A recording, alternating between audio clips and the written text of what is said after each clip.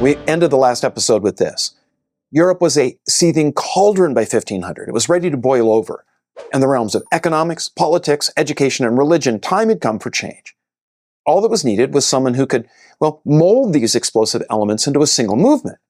Such a movement could, and eventually would, cover Europe. Here's what provided the heat, boiling that kettle. The Western European Church of the 14th, 15th centuries experienced a major crisis of authority. That crisis came from challenges both within and without. They combined to plant seeds of doubt in the minds of many about the legitimacy of church leaders.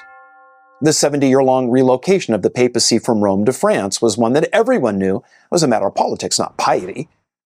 This papal schism that saw at first 2 and then eventually 3 rivals, all claiming to be pope. The Council of Constance ended the schism, but the solution raised serious questions about the authority of the papacy, further dividing church leaders and distressing the people of Europe.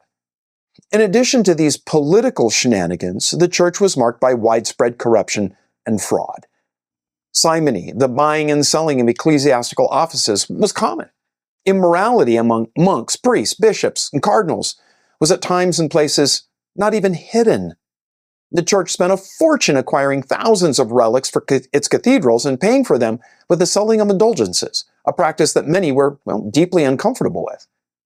The Inquisition terrorized whole regions of Europe, especially in Spain, and while the church justified its actions by saying that it was rooting out dangerous heresy, many knew that some victims of the Inquisition were innocent. The church simply wanted their property and wealth, and had used the Inquisition as a means of enriching itself. With the birth of the Renaissance and a new open-mindedness about thinking outside the realm of official authority, the church became an object of ridicule and satire in pamphlets and books that were readily available with the invention of the printing press. Now, let me be clear. Some of the harshest criticism of the church came not from outsiders, but from faithful priests and monks, who were disgusted with the corruption and error that they saw among their peers. As a reaction to the stultifying academic pursuits of scholasticism, there was a popular movement all across Europe known as mysticism, in which people simply wanted to, feel their faith and sought to make contact with the divine through meditation and a more personal link to God than going through the official priesthood. With the Bible being translated into the languages of different Europeans, people no longer had to rely on a priest telling them what it said. The 16th century world was one of astonishing change. Medieval civilization, dominated by an institutional church, was disappearing. Modern nation-states challenged the church for political and economic supremacy, and the voyages of discovery made the world seem smaller. At the same time that new worlds were opening. The Renaissance of northern Italy saw many turn from a hidebound and superstitious Catholicism to the romanticized glories of ancient Greece and Rome. Into this challenging world stepped one, Desiderius Erasmus, who almost perfectly embodied the emerging spirit of the age. He honored the faith legacy of Christianity while embracing an openness to new things. If I may use an illustration, think of a grand European cathedral. It's an amazing expression of religious faith, but its walls are heavy, it's dark inside. Erasmus loved that cathedral and honored the faith that it represented, but he wanted more light to shine inside it so that others could see its beauty. And so he opened wide the doors and cleaned the windows to let more light in. Now, taking the pulse of the times, Erasmus ridiculed the Catholic Church with biting satire. His works were widely popular. In his most famous, called the Praise of Folly, written in 1509, Erasmus took jabs at the church's immorality, corruption, and decadence. He ridiculed such superstitions as fanatical devotion to relics, stories of bleeding communion bread, and the cult of the saints. In another work, he depicted St. Peter railing against Pope Julius II for his luxurious and opulent lifestyle and military conquests.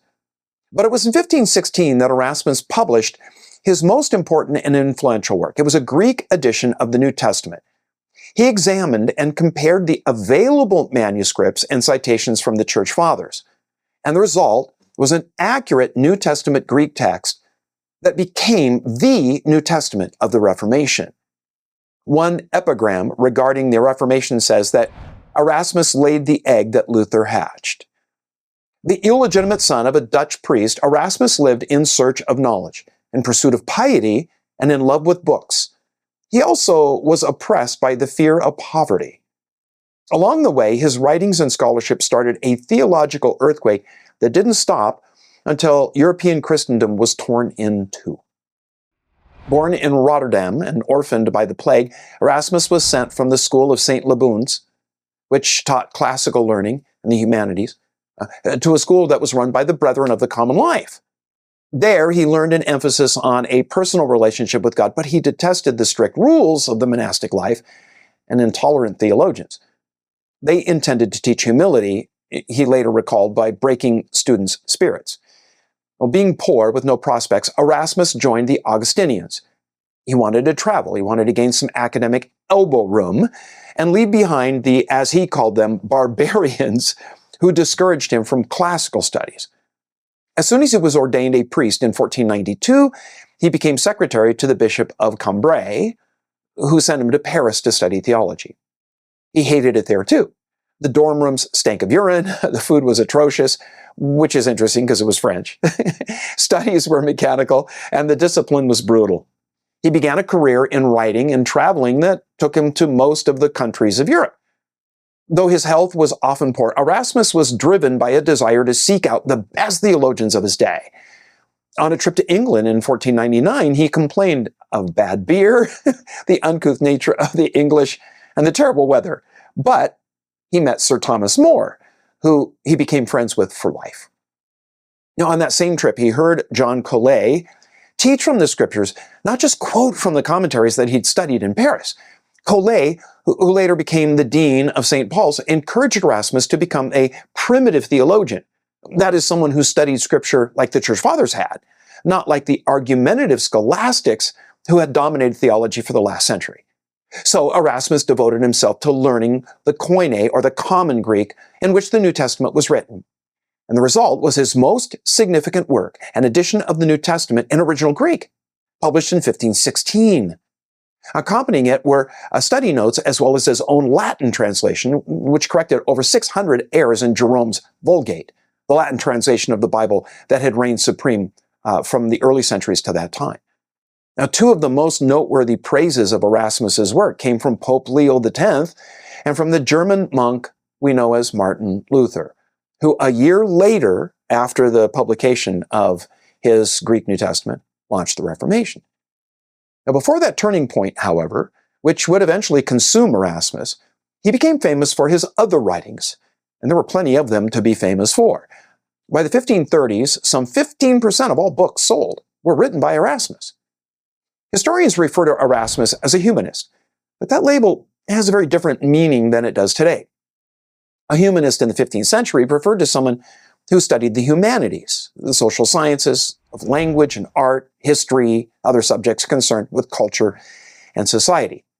But Erasmus was too brilliant a mind to simply study the humanities. He felt an obligation to better society, and so he wrote to confront and correct the errors that he felt had crept into the church, an institution that he knew had by far the biggest chance in shaping culture.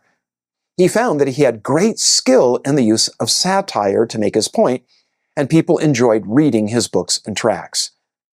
Those books brought him fame, as did his Greek New Testament.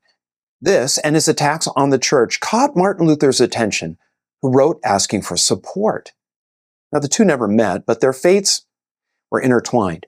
Erasmus's enemies accused him of inspiring Luther, who was accused of breaking up God's church. Erasmus found much that he liked in Luther's writing, describing him to Pope Leo X as, quote, a mighty trumpet of gospel truth, unquote. But at the same time, he privately told his printer to stop printing Luther's writings because he didn't want his own efforts to be identified with Luther's. For 4 years, Erasmus pleaded for moderation on both sides of the divide that Luther's work had caused. When pressed, he sided with the Pope. But still, he hated the bickering and the intolerance of both sides, saying, quote, I detest dissension because it goes both against the teachings of Christ and against a secret inclination of nature. I doubt that either side in the dispute can be suppressed without grave loss. It is clear that many of the reforms for which Luther calls are urgently needed, unquote. His mediating position satisfied neither side. He said, quote, "My only wish is that now that I am old, I may be allowed to enjoy the results of my efforts. But both sides reproach me and seek to coerce me. Some claim that since I do not attack Luther, I agree with him, while the Lutherans declare that I am a coward who has forsaken the gospel," unquote. Indeed, Luther attacked him as a Moses who would die in the wilderness without entering the promised land, and the Roman Church banned his writings